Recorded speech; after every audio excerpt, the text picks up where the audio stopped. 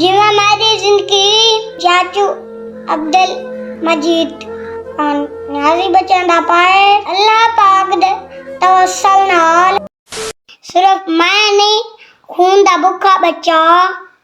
फतेहपुर चौकाजम भी सारे बाल हिन जेरे खून दे प्यासे हिन तुसा मेहरबानी करे सो मैं ताकू पैगाम देना चाहना जिवें तुसा मैकू खून दे देवे ते मैकू जिवें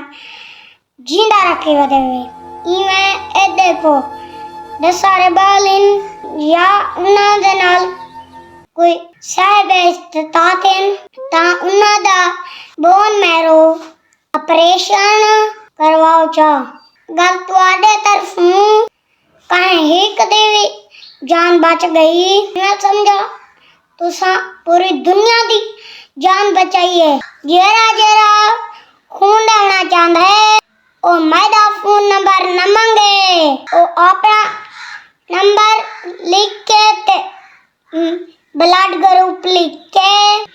कमेंट कर छोड़े जिवें मेरी जिंदगी चाचू अब्दुल मजीद खान न्याजी बच्चों दा पाए अल्लाह पाक दे तवसल नाल तुसां इवें कोशिश करो इंसान दियां जिंदगियां बचाओ यकीन करो साकू भी